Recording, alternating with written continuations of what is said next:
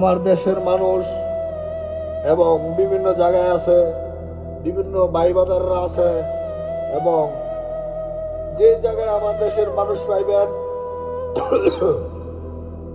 আমার দেশের মানুষ পাইবেন খাইতে পারতেছে না একবেলা, মানে সমস্যা উপকার করার চেষ্টা করবেন।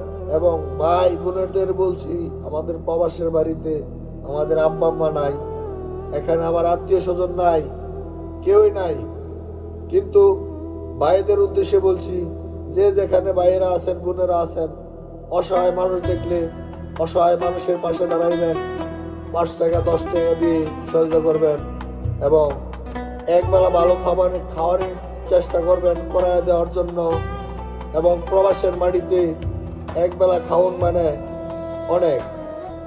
আমি এমনও দিন গেছে আমার চোখের সামনে ভালো ভালো খাওয়ান আইছে, ভালো ভালো আইছে, আমি খাইতে পারি নাই।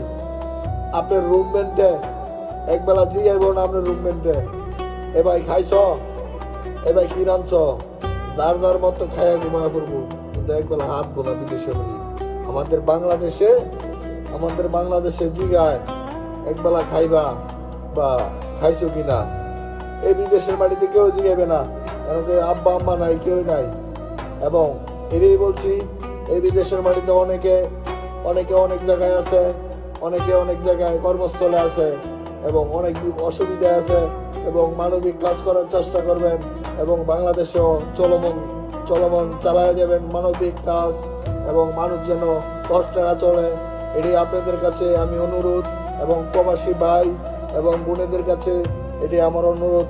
আমি এই ভুগেছিলাম অনেকদিন, কষ্ট করেছিলাম এই সৌদি আরবে, এখন আলহামদুলিল্লাহ ভালো আছি আপনাদের দোয়ায়।